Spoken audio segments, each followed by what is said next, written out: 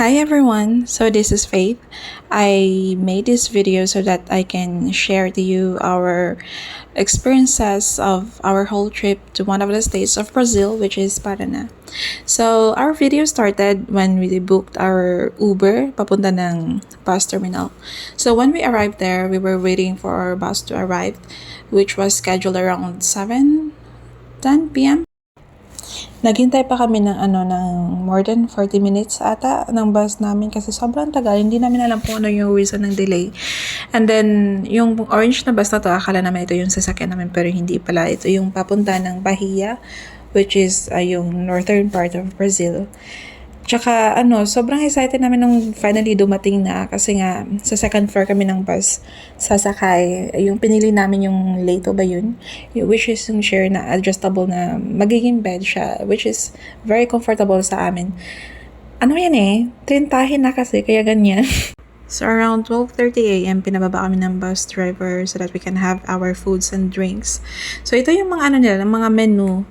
May mga meats, may mga desserts. Yung leche flan nga, yung tawag nila dito is puding, pero yung sa English it is pudding. Meron silang mga ham and cheese, etc. etc. And then, nung pabalik kami ng bus, takbo kami niyan kasi nga 20 minutes na, so takot kami na maiwanan ng bus.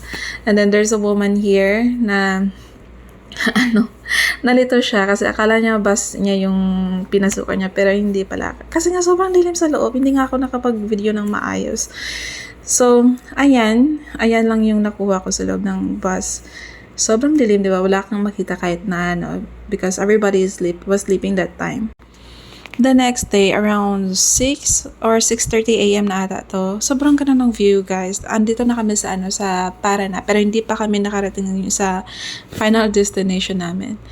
Ito yung, sobrang dami pala ng toll dito sa Brazil. Yung, nung nagpa-plan pa kami ng husband ko before, if we're gonna have our car, like travel by car or by bus. Sobrang na-confused kami kasi mahal nga ng gasolina tapos sobrang daming toll na babayaran. And then, once dumating kami ng Paraná, ito na yan. Yung Paraná kasi is within the borders of, ng Brazil siya, yung Paraná. Tapos may borders ng Argentina at saka Paraguay. Pagkatapos ng ng bumaba ng bus, pabalik na kami ng hotel kasi nga nag-lunch kami muna sa CATARATAS shopping mall. And then ito yung view naman kita mo, dasig lang kang clip. So ang view sa amin niya hotel. And then we took our Uber the next day to go to the CATARATAS entrance. Pero kasi yung nila, yung policy nila is before you're going to reach your destination, your final destination, you're going to take their bus, which is provided na yun sa ticket nila.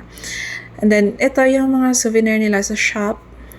Ang ganda, pero hindi ako nakabili. Sobrang mahal pa naman. So, ang dami palang ng mga tourists dito sa Paraná, sa Foz do Iguaçu. Merong mga Japanese, merong mga Chinese, meron ding mga German. Sobrang dami. Hindi ko talaga in-expect na daming nationalities dito sa Foz do Iguaçu.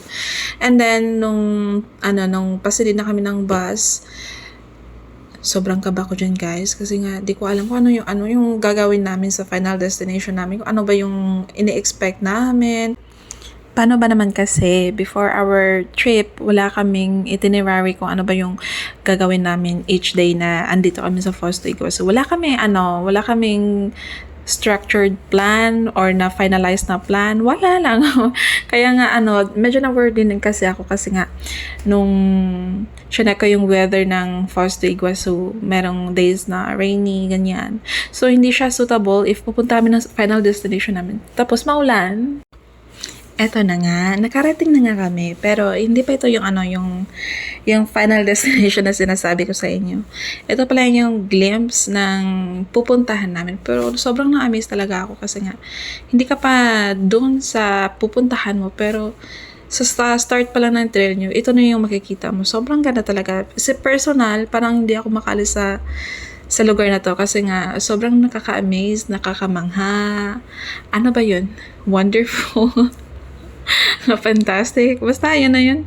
And then, along our trail, we saw this, tinatawag nila dito na kwachi. Ano yan, sobrang cute nila, pero sa dulo ng video, may hindis ka ng konti kasi explain ka na lang. Ito yung pinakamataba na kwachi na nakita ko. Siguro naghahanap ng food, kaya naghuhukay ng lupa. At saka yung weather, sobrang perfect. O, tingnan nyo, sobrang ganda, no? So, this is one of the falls. They have like many falls.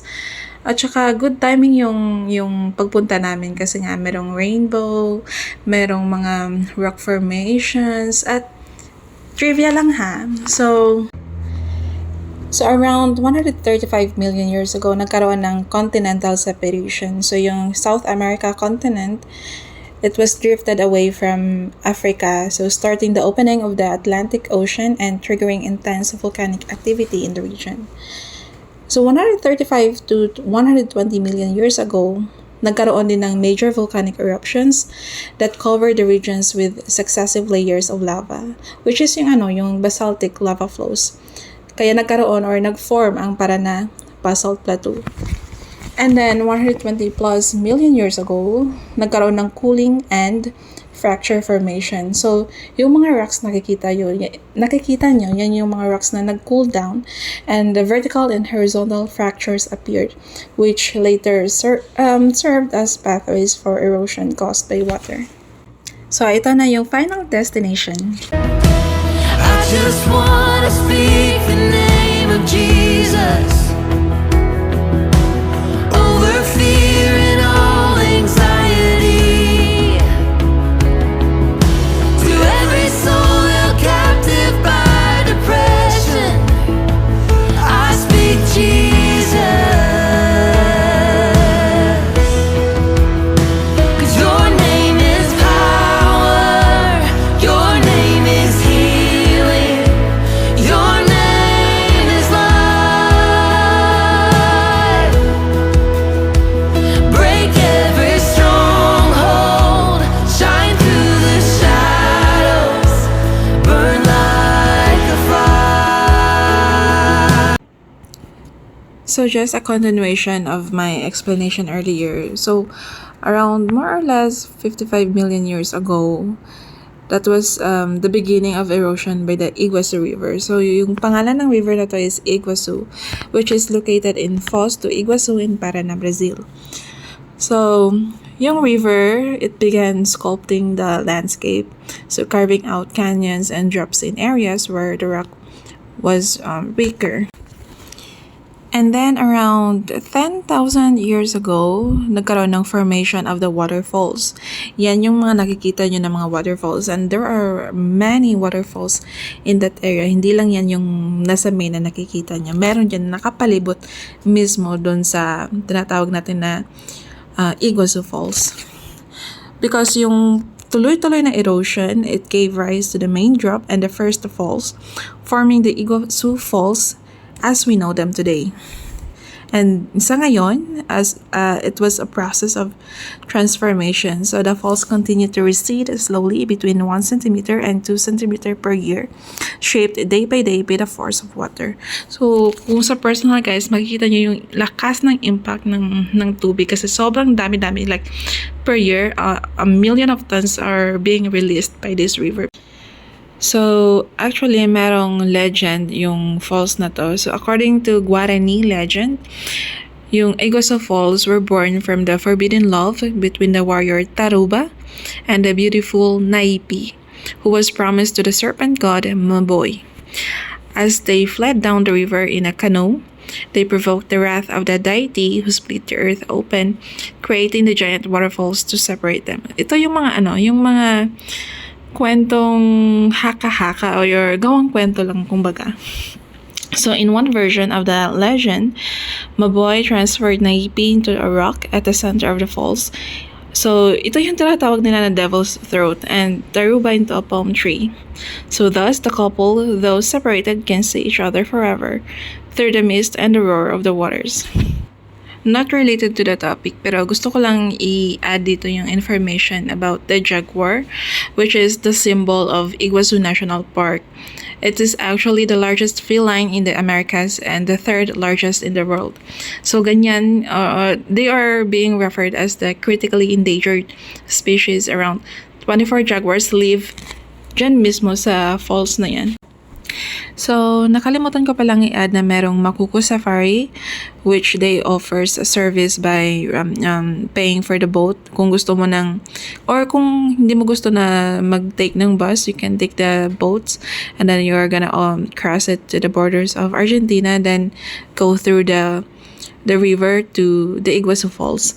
And then yung pinakabongga dito is yung helicopter flight. I don't think it is necessary, but it is a luxurious thing, absolutely. Pero kung may pera ka naman, pwede mo naman i-avail to. Pero sa akin, personally, ayoko. Sobrang mahal kasi, like around, I don't know, I didn't see the prices, but it's very expensive. And then there's like Bike Iguazu where you can rent their bikes, and they also have a bike trail which is very safe. Kaya hindi ka hindi ka malolost along the trail. Pabalik na kami nito ng hotel around 4 p.m. I think. Kasi sobrang init, tsaka gutom na kami. Kasi sobrang haba pa naman yung nilakad namin papunta ng Iguazu Falls. At tsaka, alam mo yun, sobrang nag-enjoy kami sa mga service nila, sa yung mga nagkikita namin. Because Iguazu Falls is one of the best, or tawag ba dun? 7 wonders of the world. So I think this is not the last, or this is the last video that I'm going to make. I think probably I'm going to make another one, which is a video of another place that I already filmed, and I hope that you will like it as well, because sobrang nag-enjoy kami talaga. And thank you everyone for watching. God bless us.